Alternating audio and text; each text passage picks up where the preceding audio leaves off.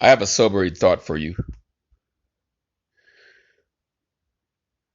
Many of you listening and watching this video, you have the deadly COVID-19, the coronavirus, in your pocket, in your purse, right now.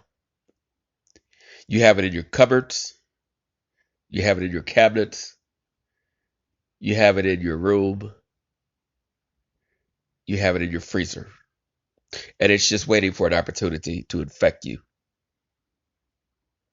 You see, the coronavirus is on the money that you get when you buy something and they give you change. The person who gave you the change doesn't have to have the coronavirus, but that money has circulated multiple times over the past few days, and the coronavirus can survive for several days on money. It can survive on plastic. It can survive on cardboard.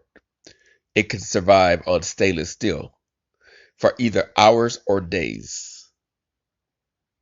And it's on your money. The money that's in your wallet right now. So when you order that pizza or the food from the restaurant, you give them your money and they give you change. The change that they give you has circulated multiple times, and somebody in that circulation had the coronavirus. They covered their cough with their hand. Maybe minutes or hours later, they bought something, and that coronavirus that was on their hands was on the money, and that money has circulated, and now you are in possession of it. Coronavirus-laden dollar bills, $5 bills, 20s, hundreds. You also have the coronavirus in your cupboards. That food that you bought at the supermarket, or maybe you had it delivered to you. Either the person who picked the food at the supermarket and delivered it to you, or the people who stocked the food, or the numerous people that handle the food, looking at it, turning it over, looking for expiration dates, putting it back, reading the labels, and then they put it back. Some of them have the coronavirus. And now it's in your cupboards. Oh, after a few days, it'll be decimated to the point where it cannot harm you. But you just got a boatload of groceries yesterday. It's still deadly. You might say, well, I wash my hands before I eat. You do. But do you wash your hands while you're eating? No, you don't. How about when you take that soda bottle or that soda can?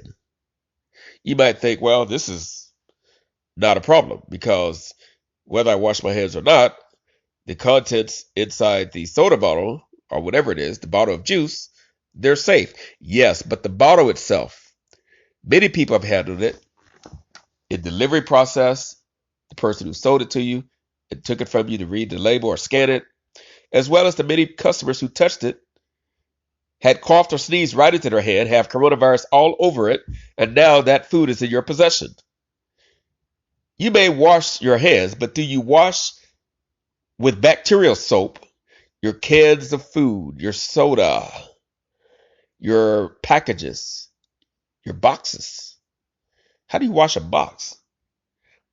I'll tell you in a moment how you can do that.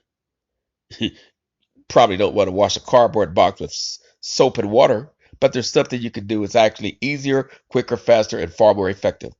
It will kill any coronavirus or any other virus that might be on that box. And I can assure you, it is there.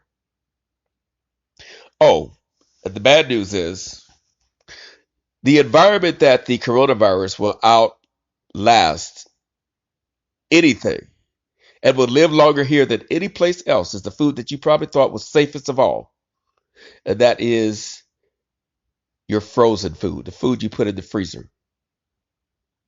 Because frozen food can cause the coronavirus to live for so long, the original person who had the coronavirus, it could have been someone in the packing plant. It could have been the stock people who handled it. It could have been the people that put it in the refrigerator in your grocery store. It could have been any of the people who picked it up, looked at it, didn't like the price, put it back, or maybe they looked at it, read the label, saw that it had soy in it or whatever they don't like, they put it back. And it could have been any of these people. It could have been the cashier who scanned it. But somebody had the coronavirus and it's on your frozen food. And the bad thing about it is, as long as you keep that food in the freezer, your food will probably not be in the freezer for a year or two before you eat it.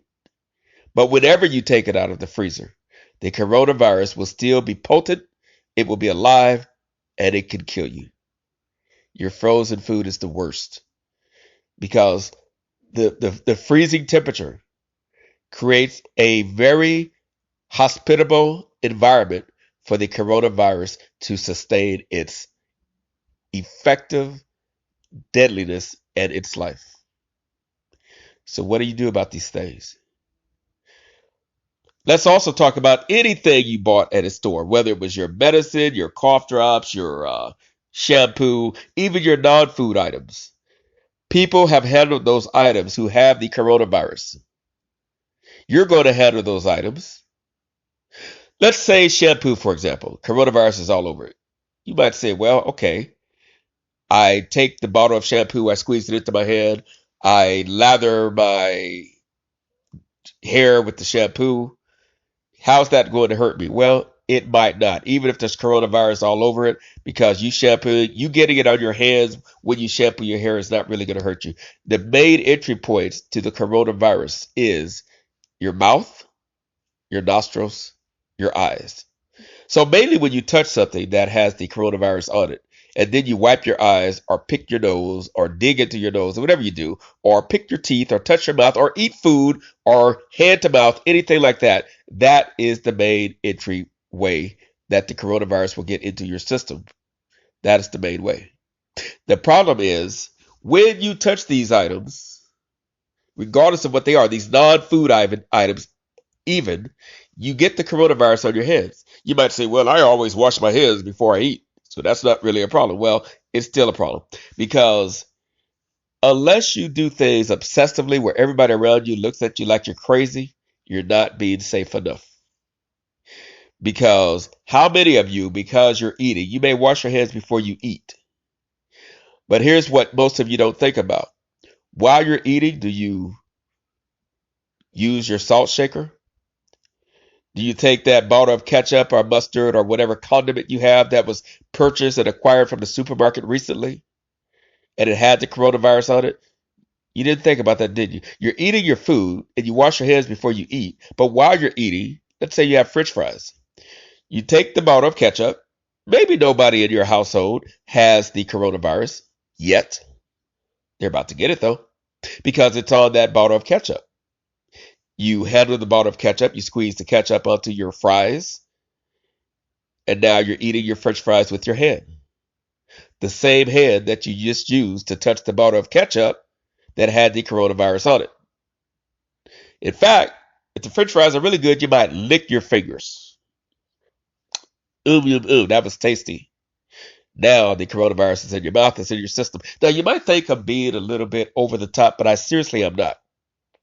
When the Center for Disease Control tells us that within the next few weeks, we're going to go from around 1,000 deaths in the United States to over 100,000 to as many as 200,000 people dead. 100 to 200,000 dead, deceased within a month. That's what they said. I didn't say it. They said it. You don't believe it? Go argue with them. That's more people than even, that is huge. It is spreading that quickly. How and why? In spite of everything we're doing, because we're not doing enough. Social distancing is one thing. Let's say they close the schools, you don't go to your job, you stay home. You say, hey, I'm ultra safe. I don't leave my house. I have my food delivered to me. I don't do anything. I don't go to restaurants. I have the restaurant deliver the food to me. It's still a problem. The coronavirus is in your home right now. When you paid for that food, let me say it again. You gave them money, they gave you money back, they gave you change. You don't know where that change has been. That money has been. Now you put the money in your wallet, in your pocket, in your purse. You don't think about it. Money is one of the most dirtiest things you have. And the coronavirus can absolutely live on your money for days at a time. We don't know exactly how long, but certainly for, it can live on any inanimate objects from either a few days, a few hours to a few days. And in the case, again, of frozen food, it can live for a year or two and still decimate you. It is still potent.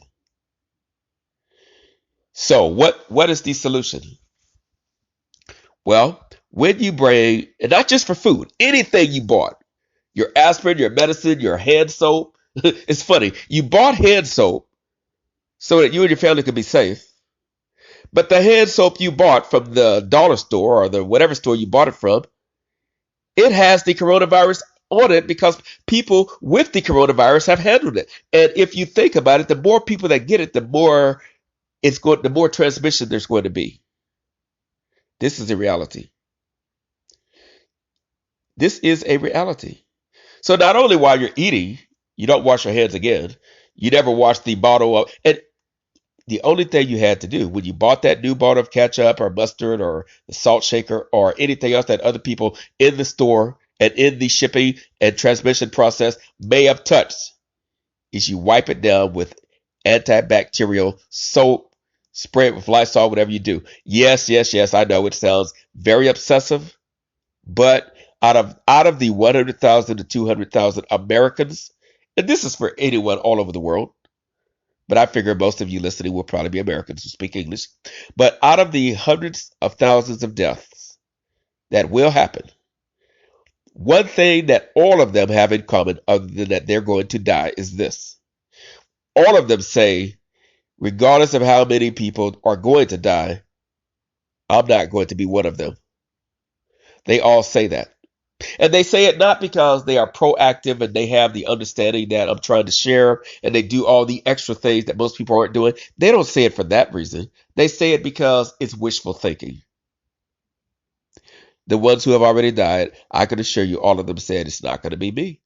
I can assure you all of them said it's not going to be me. It's wishful thinking. It's wishful thinking at best. Now, there is a solution that you hear very little about. And it is so rare to hear about it that I'm going to have to post other links to other videos so that you'll know that it's solid and it's credible.